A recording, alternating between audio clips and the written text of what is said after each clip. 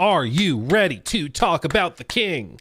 You better be. He's back. He has given us another statement of his wisdom. Praise be to the king. Praise be. Praise be. Todd has spoken once more. He has shared his wisdom. He has come back into our hearts, and we are here to appreciate the good word. The good word. Everybody in chat, everyone in chat, praise be. Praise be. Praise to the Todd. Praise to the Todd. What exactly did he say? Well, he finally responded to critiques of the expansion. Interesting. Interesting, Todd. Pray tell. Tell more, please. What he said, as outlined in this article from Games Radar, Todd Howard was left questioning whether adding vehicles to Starfield via a free update before the expansion was the right thing to do. And it's all thanks to fan feedback. Of course, the first expansion launched to mixed reviews. As our own Starfield Shattered Space review details, quote, "It's a solid expansion that presents a lot of choices and exploration, but doesn't really deliver on the horror aspect Bethesda teased," which is absolutely true. Like the first 30 minutes, there's like, ooh, spooky corridor or whatever. Doesn't really end up going anywhere. And then the rest of the expansion is just like straight up a section of Starfield that feels like it was cut out. It really does not feel like it was crafted with the feedback from the base game in mind, because I don't think it was. I think it was mostly done beforehand, or at the very least, the philosophy when they were creating it was not altered after the feedback of the base game, which could be because they made it before or started working on it before the game launched, or it could also be that they didn't listen to any of the feedback because they think that it's really good, which I think is more likely the case, because all of the interviews and stuff I've read about Starfield after the fact, they're very, very much like ostrich with their head in the sand. Like they do not want to hear the negative feedback. They're very confident in what they did. Every time you ask Todd about Starfield and the feedback, he's like, well, but we had the most players we've ever had on a release. And it's like, is that really the standard that you should be shooting for? Like there's a difference between popularity and quality. I hate to tell you, man. Anyway, he continues on with this. One of the most common complaints about the DLC, however, was its lack of content in the form of new features. And that's why adding the first ever drivable land vehicle in a Bethesda RPG beforehand felt like it might have been a wrong move. Yeah, they added the rover maybe a few weeks before, maybe a month. Let's see if we can find. Published August 20th. New and free update. And then I think the expansion came like a week and a half, 2 weeks later. Oh no, it was on September 30th. So it was like over a month before. And they showed it off around the same time, around E3. So a lot of people thought they were just going to wait and put them out together, the expansion and the rover at the same time. But no, they ended up doing the rover like a full month beforehand. And I think the strategy was to try and get people back in the game to like try it and get familiar with it and be like, ooh, yeah, Starfield's fun. I'm going to grind out a little more and get ready for the expansion. I think that's what they were shooting for. Didn't really translate though. And I think what basically ended up happening instead was that people pop back in and were like, oh yeah, I like Starfield's kind of, I'm good. I think a lot of people just kind of mentally checked out. And after they went back for the rover, they were like, oh yeah, I don't really like Starfield. And then they uninstalled it again, and they just didn't reinstall it. Because the most telling stat with all of this were the Steam numbers. And I know, but what about Xbox numbers? I get it. But I think when you compare one platform's performance today versus its performance a year ago, that does tell you something, okay? Because it's the same platform. Okay. As of today, they're down to 5,200 players, typically a peak around 7,500 players. That's on the weekend at least. During the week, it's around 5,100, it seems, is the average. But you can see if we rewind to October, right when the DLC launches, they hit 200 or 21,000. Let's round up and say 22,000 peak players on Monday, September 30th, when the expansion launched. Okay. 22. Now, the reason that's important is because if we rewind all the way back to launch, you can see the all-time peak was 330,000. This was during the early access, I believe, or was September 10th. That was after, I think, early access. Because it was, I think that's on the actual launch day. But even if we look during the early access period, which was like 250,000, the early access was only available to people that upgraded their version to like the deluxe whatever. So people that spent like $100 on Starfield on Steam. And they had 250,000 max players concurrent of those that paid the $100, the most ardent fans that were willing to spend almost the price of 2 games on this one release because they are such fans of Bethesda.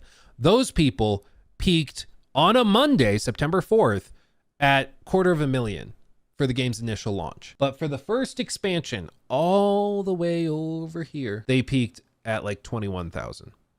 So they couldn't get even a tenth of the peak concurrent they got on another Monday, almost exactly a year before, for the launch of the base game. So there's, among the most diehard fans, they did not convert to the expansion.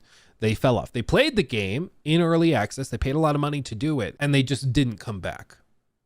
Which this should be the most telling thing you've seen for anything relating to Starfield. And if we flip it to like Cyberpunk, I haven't looked this up yet, so I don't know if this is gonna affirm or break my point. But even this, like you can see, there's a very perceptible spike of 275,000 players during the launch of Phantom Liberty. Like that's crazy.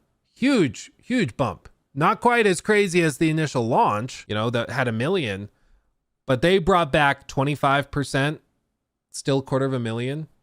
That's pretty wild. But still, like expansions, it's about bringing those core players back, the hardcore players back. And they didn't quite achieve this in this case. But Microsoft gaming lead Phil Spencer reveals in an interview with GameFile, Howard was worried about the rover's earlier debut as part of a free update and was worried if it was a bad idea on his part, or bad decision. Quote, Todd and I were talking about Starfield Shattered Space, states Spencer. Starfield is a game I put tons of hours into and I really love, but they've had this thing where they've added features throughout the year and then they had an expansion. He then delves into fan feedback on Bethesda's approach to Starfield's new content, as well as how it felt or how it left Howard questioning it himself. Quote, I think some of the feedback on the expansion is we wanted more features. And he's like, well, should we have waited to put the buggies out? Bethesda's head figured keeping the vehicle for the TLC could have helped flesh it out more. I do agree it would have made the expansion feel Have a nice better. evening. Always solid analysis for me. Thank you. Thank you. Thank you, Ambaz. Appreciate you. Thank you for 3 months also. Wowza canowza. So I do think that it's true. If they had saved rovers for the expansion, it would have made the expansion feel bigger and more content rich. But because the expansion doesn't do anything with the rovers, I think it would have felt really like just out of place. It would have felt like, oh, this was another DLC microtransaction that they were going to sell separately that they just included here to call it good. And I think that that's part of why they didn't do it, because I think they knew that it would feel out of place, because there's no like crazy quest lines that use the rover, race over here before this explodes. You got to race the rover and drive it all the way to the other side of the map. We got to get over there. We got to go crazy. They didn't do anything like that. Instead, they just kind of have the rover and you can drive it around the map if you want, but it doesn't really have anything to do with anything. Spencer continues, and so I think you're trying to tune both development effort and the impact of the expansion, but and I think there will always be a balance to managing the game month to month, but not every game will do expansions. True.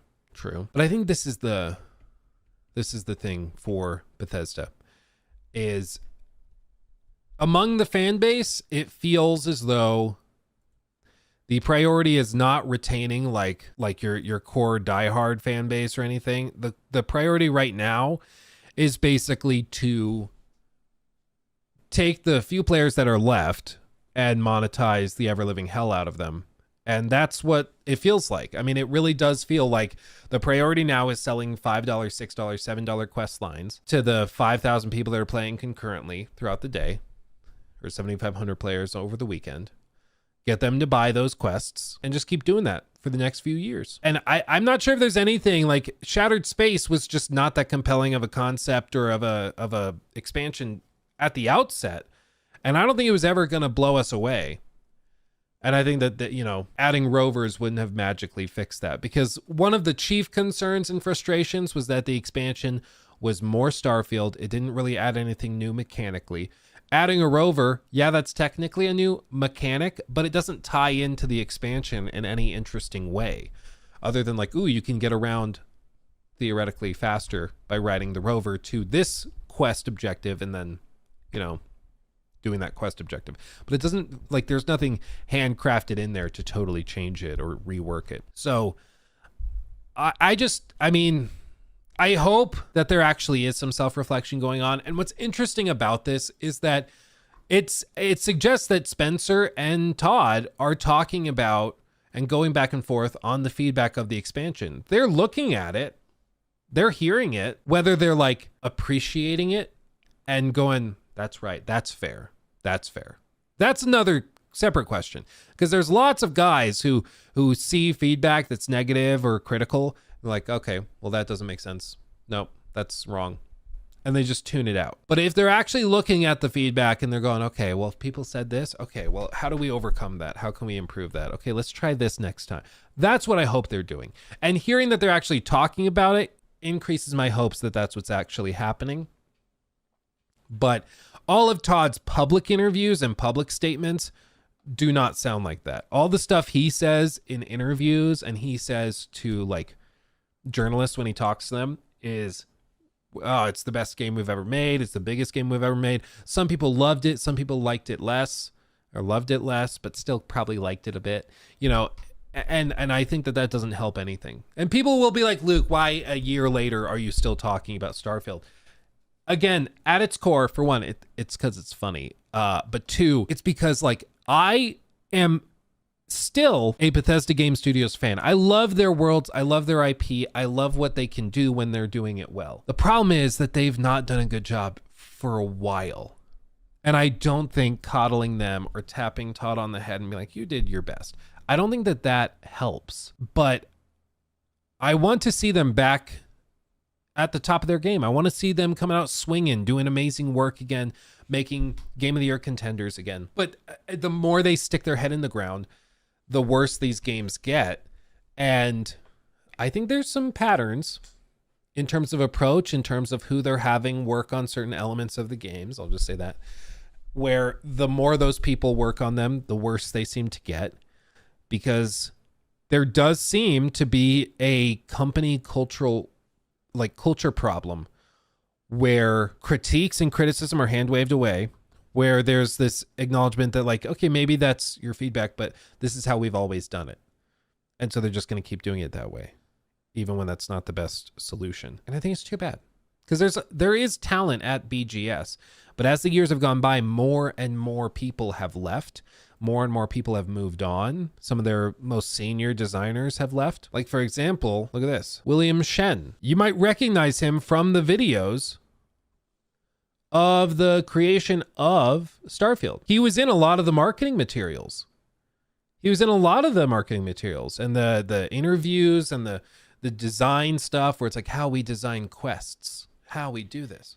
And he left. There's a lot of people who share his story, who were working at BGS and have left to either go indie or work at another company because they didn't like it. And this particular talk is really, really interesting. I encourage you to listen to it because they talk about the size of BGS, and one of their chief complaints was how like out of control the bureaucratic setup got. So let me see if I can find it. It was like too big. Is this the part? And large quest that also our large location and large quest that was taken on by a solo level designer, D. Langlois, ended up being too much for one person to take on the way we had scoped it. We had kind of done what we had done on previous projects when a level designer took on, a location and a quest, or just a lot from another silo like quest design, and just buffer some more time. And this time we did it again and just buffered more time. And we realized we actually needed to properly scope these, get buy-in from both quest and level production to actually get these completed properly. This ended up requiring us to have D focus on the quest elements to get those finished up, while we brought in outside level designer help to finish up the location elements. The end results of Far Harbor after we had shipped were that Will and I got to work together and lead a project, which was really awesome. The criticism on Far Harbor was mostly positive, which was really satisfying. Yeah, Pearl Harbor I thought was really good. Let me see if I can find it this way, because there's a specific part where they're talking about how basically it got too big. And it's really, really interesting. Let's see, quest large. Yeah, I think this is it. How do we work with this incredibly large team? So let's talk Basically what he's going to say is like the team got too big. about Starfield. So by the time we ship Starfield, we have grown even more, probably by about the same amount from Fallout 4 to Fallout 76, as you can see here. Well over 500 people, but also we are now working with a large number of external groups, well over a dozen. And these groups are doing everything from effects, lighting, they're working on tools programming, systems programming, pretty much everything. And they have to all be integrated into the development team for the work they are doing. And another part of this is these are external groups, each with their own culture, each with their own leadership, and they are being brought in at various times throughout production, sometimes early on, sometimes to finish it. So life becomes a lot. Dude, like, so crazy. This is really fascinating because this Jira thing, if you look at any job listings in the games industry, you'll hear them mention this app because it's used to like manage projects and stuff. They'll talk about it, but it's really interesting. But this is the most fascinating stat or chart in all of discussions around BGS. And Jacob, make sure when you clip this that you include like all of this with this article on the DLC and everything, because I think we can talk about all this. It all ties together. Skyrim, a massive game. It's made by this many people. No outsourcing, as far as they have noted. Like, none of that. It seems like a lot of the disconnections between the game design of Bethesda's games starts to happen as they bring more and more people in to collaborate. You guys remember a video I made? You have to be real OG to remember this. I made a video where I was like, my Fallout 76 conspiracy theory. And in that video, it was after the debacle of Fallout 76, it's probably 2019 or something. And I made a video where I said, I think I know the reason why Fallout 76 exists. Why would Todd all of a sudden agree to do a really crappy MMO to make ZeniMax happy just so that they can get a bigger price when they sell the game or sell the studios and sell the company? I said, I think the reason they're doing this is because Todd wanted to expand BGS because he wanted to make Starfield bigger and badder and crazier, but he knew he couldn't make Starfield with the team that did Fallout 4. So he agreed to do Fallout 76 so long as he could hire enough people to basically double the size of the team. And he got approval from Robert Altman, rest in peace, to do that. Fallout 76 launches, and then he gets to hire even more people on top and add more collaborators through Xbox and through ZeniMax and everything to make Starfield. So I think like Fallout 76 existed pretty much exclusively to be the stepping stone between Fallout 4 and Starfield because of what Todd wanted to do for Starfield. But this is just so fascinating because Skyrim, very cohesive game, very cohesive vision. No matter where you look in the game, everything feels Starfield, everything feels very Skyrim. Everything feels appropriate for that game. Everything works together super well. It's very fluid. All the systems work really well together. It's awesome. Fallout 4, same is true pretty much across the board. Most people's complaint was like writing quality and role-playing quality just was not really there. Fallout 76, it's a disaster across the board at launch. Not much to say. But Starfield, it started to feel like the game was made by a bunch of different people who didn't know what the others were doing, where they have these cool like anti-gravity systems that are almost never used in any quests outside the main story. It's really weird, but it's probably because, you know, the people that were working on that were over, you know, in this tranche, and the people making those quest lines were up here in this tranche, or were working at one of these other studios helping with it. So there was no clear collaboration. And you hear what like Emil Pagliarulo says, where he's like, yeah, we used to have design docs that we would update constantly. And eventually we just stopped updating it because it was too much work because the game was constantly changing. And the other design philosophy, going back to what we were saying, where like BGS often hand waves stuff away by saying it's, you know, it's just how we've always done it. Do you guys know? I'm going to see if you know in chat. What is the old saying that Todd has echoed for at this point in decades about Bethesda Game Studios titles? What is their design philosophy in a tight slogan? Do you remember what he says? Do you remember the good old saying? It's okay to miss stuff. Now, that's a different thing he said. Say yes to the player. That is a good one. That's fair. That's not the one I'm thinking of, though. There's another one. 16 times detail? No. It just works. No, that's a meme. Exactly. WoW. WoW, I think, is the first one that got it. Well done, WoW. Great games are played, not made. That's what he says. Get out of my office. Okay, that one's funny too. Get out. Yeah. So what he said historically is great games are you said paid, but the technical term is are played, not made. But you knew it enough to make a joke out of it, so I'll give it to you still. Exactly what I said for sure. Yeah.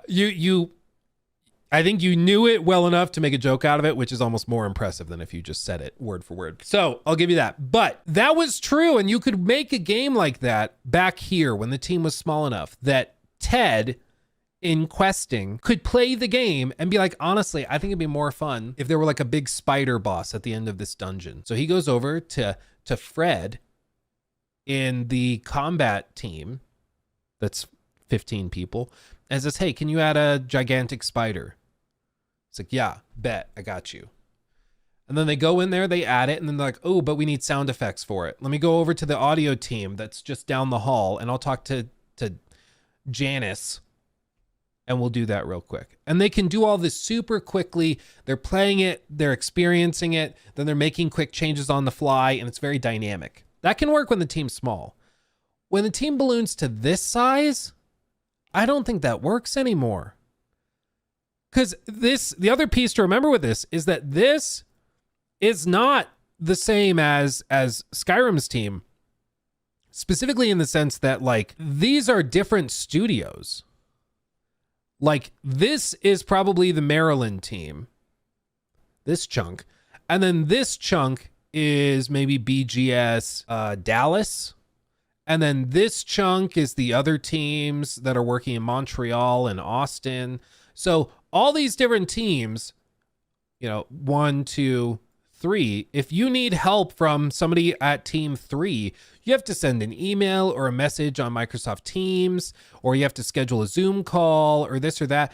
It doesn't really work to just impulsively make changes because you thought of something cool you could change and shift based on what you were playing and how you were doing it. You need to have clear design documentation. You need to have very clear guidance. You need to have all of that stuff. And that's just something that Bethesda didn't establish before they grew to the crazy size that they got. But hear what else they have to say about it. Finish it. So life becomes a lot more focused on our task tracking software. We were using Jira at the time. Jira definitely became a way of life as we tried to reconcile and handle all of the work being done across so many people. And the process we ended up settling on was one that was departmental focused. So we had all of the approvals handled by a departmental lead who also had a departmental producer. So for example, quest design, there was a lead quest designer. I was the lead quest designer for Starfield. I had a design producer specific to quest, and we would go through all of the requests and proposals, approve them, and then send that up to a member of senior leadership who would also approve them. What? What's the point of having the head of questing approve something if it then has to go to another level of approval? Like, remember when we were talking about the bureaucratic nonsense that ate up so much time and screwed over the development because it got so inefficient? Like, this is what happens. And it also is what happens when you have people that are not willing to, like, totally let go and trust lower levels of leadership. Again, with a team this size, it's okay when you're making Skyrim if you want to go talk to Emil and Todd, because they are one of 120 people. So they can probably manage that. Over here, that doesn't work. That doesn't work. And there were stories, a year ago, 2 years ago, about the development of Starfield, even before it had come out, where there were stories of, like, Todd is not as available as we need him to be. There's times where we have to, like, wait for him to approve something before we can move on because he wants to see it and approve it. Or maybe it's not even Todd requiring that. It might be that, like, one of the mid-level managers or supervisors wants to get Todd's approval on it because they're not really sure if this is a good fit for it. So they then wait to approve it until they get approval from Todd.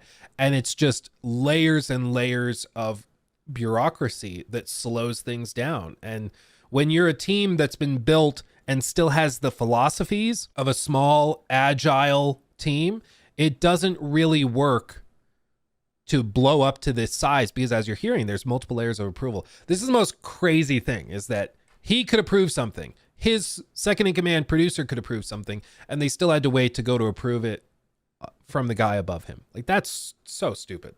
Another thing we had to do was also start reconciling the schedule across all areas of production. So every request now needed to go through all the producers because we needed to check all of the contingent work. Asking for something as simple as a chair wasn't so simple. Do you need animations for it? Do you need sound effects for it? How much does that add to the schedule? Can it not fit because one of those teams does not have the time?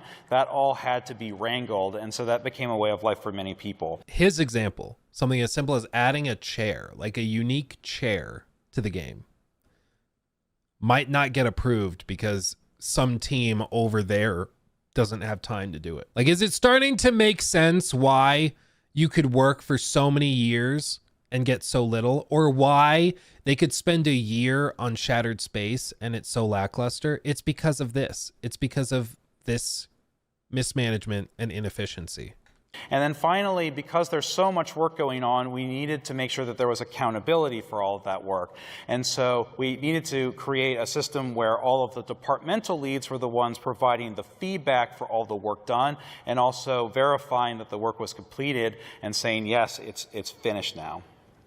So this had an inadvertent consequence of favoring the department over the actual project and what the project needed. And this makes a lot of sense because when you are first asked to be a department lead, you're worried about the department. That is the thing you're told you're responsible for. Suddenly you have to reconcile several people's schedules. You're responsible for them. You're responsible for their time and their output. And when your schedule is getting squeezed, you want to defend it and make sure your team has the time they need and is hitting things at the quality that it needs. But this can also lead to a siloing effect where every department is scrambling for their resources and saying no to collaboration requests. So before we had the problem of, hey, when we're doing these big collaborations, there's a lot of found work that we aren't scheduling properly. Now it is scheduled properly because now we know we don't have time for it.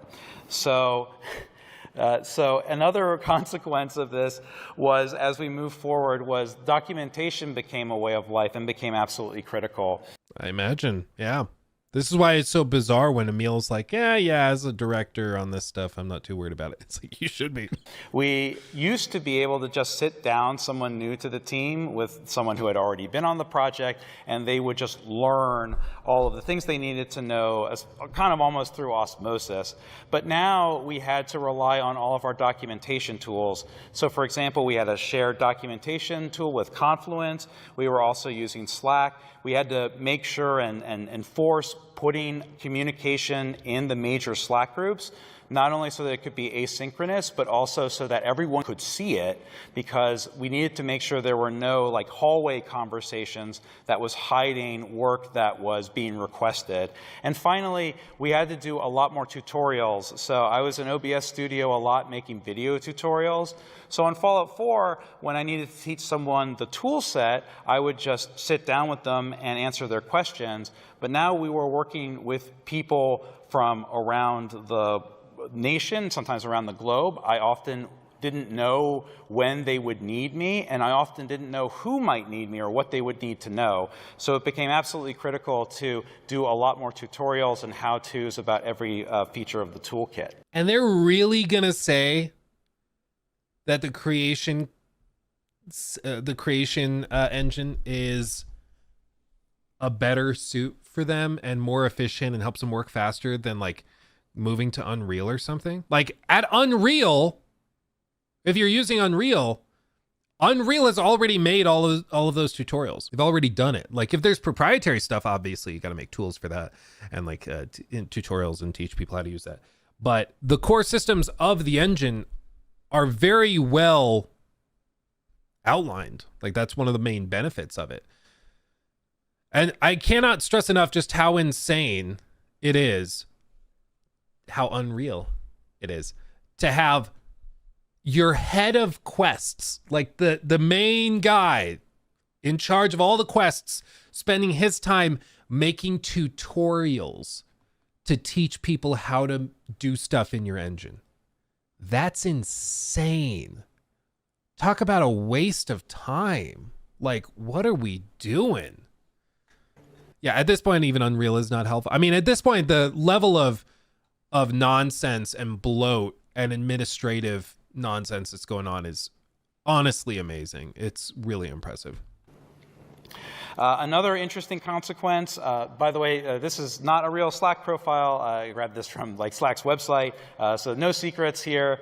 But this is an example of a phenomenon that happened where not everyone knows you or has a relationship with you, especially if they're from one of those outside groups who's coming in to help at the end. So your title became incredibly important. There are many people I met because they messaged me because they saw my title and they were assigned to work on something maybe that day and didn't know who to speak to, so they came to me assuming, oh, you must know something about this because you have lead in your title and it's somewhat adjacent to what I think you're working on. And so you might meet someone that day who you had never met before, and you're working together simply by recognition of title instead of a previous relationship or knowing each other from working on the project.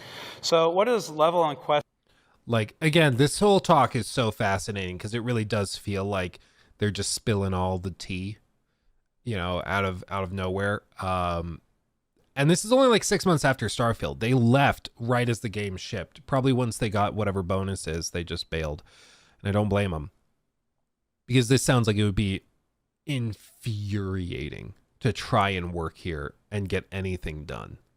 Like, it's almost impressive because if you're trying to think, how could we design a studio to be really inefficient? You would probably end up making something that looks almost exactly like this. Like, I'm honestly struggling to come up with something I could do that would be even less efficient. Where they're like, okay, we're gonna have executives, or not executives, but we're gonna have like senior leadership providing OBS tutorials on how to use the basic toolkit. That seems like it should be something one of his underlings is doing, but okay. Yeah, have the lead senior guys doing basic tutorials. Okay. And then we're also gonna have it so everything needs to seek approvals and be written off by the people in like above them. Okay, that makes sense. And then we're also going to go and require people that are approving stuff to get approval from the people above them before it's actually approved. Okay, that doesn't make a lot of sense. And then we're going to assign people to do stuff. And they're going to go and have no idea what they need to do. So they're going to go through the Slack channels and find various employees at the company that have titles that are relating to whatever you've been assigned to that day.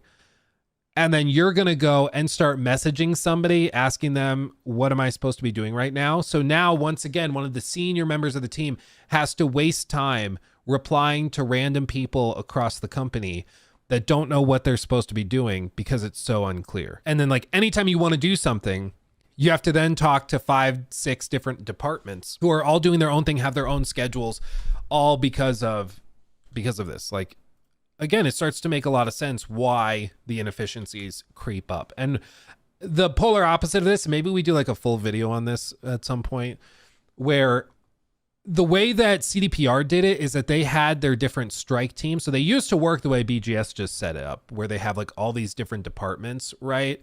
And all these different departments are doing their own little thing, and they might be the art team, might be the coding team, you know, programmers, it might be the combat team, it might be the executive producers and designers. And anytime you want to do anything, you have to talk to this guy, who has to talk to this guy, who has to talk to this guy, talk to this guy, and then this guy, and then this guy, and then over here, talk to this person, get final approval from this person. But if anything ever goes wrong, you have to backtrack. Oh, they don't approve it. They want different sound. Okay, well, crap. We got to send it back to this guy. They redo the sound. And then it goes back to this guy, over here, back here. hopefully gets final approval. Like, so much time ends up being wasted. If that looks like just spaghetti on a wall, that's basically the communication systems. You know, it's really dumb. What they did instead at CDPR after the debacle that was Cyberpunk 2077, because I mean that was a disaster for many of the same reasons as this, honestly, which is why this whole story is so fascinating, because it's two sides of the same coin, basically. A lot of the problems were born out of the same mismanagement. But what they did over at CDPR is they had all these different teams that I've conveniently color-coded, and they would have little strike teams that they developed. So this is the strike team down here, and they'd have these set up to work on various quests or to work on this area. We have this story beat in the game that we need to tackle. And instead of having all these different departments, they'd put one person from this team in. And then they put one person from this team in. And then they'd go and they'd put one person from this team in. And then they add somebody from that department into the strike team. So now they're getting a little bit of every team within these strike teams. So if you ever need approvals, if you ever need, hey, we need a sound effect made. Oh, we need an animation done for this. You don't have to go through layers of approvals from all these different teams talking to see, as he described, if it can work with them. You just go to Janice, or you just go over, you talk to Ted. It's crazy. I need a special effect. I need like particle effects put in here. Before, you'd have to go send it out. All of the departments would have to approve it. It might take 3, 4, 5 days to finally find out whether this is approved. Instead, now you can just go talk to Timmy. Works way, way better. Way better. Not even close. And it's way more efficient. And that's where they've landed. I mean, this is the far superior option, without a doubt. And this is what they, I think, realized was, at least CDPR realized, was that this is how you do it. This is how you work efficiently. And frankly, Phantom Liberty is the prime example of why this works so much better than this. This works when you're 50 people, when you're 80 people. Does not work when you are a massive team. Strike teams, way more efficient. Way more efficient. So I think what's really clear is that if BGS wants to significantly improve, and if they want to overcome this, they have to do major structural reworkings. I'm not sure if they ever do, but it's crazy how common this is. I think it's just what happens when teams slowly, over the course of like a decade, expand and expand and expand. And before they know it, the team has gotten huge, but they don't have systems in place to actually like manage it, to actually talk with each other and make improvements. And like, it's grown too big. It's too big. But at that point, you're wrestling with a monster.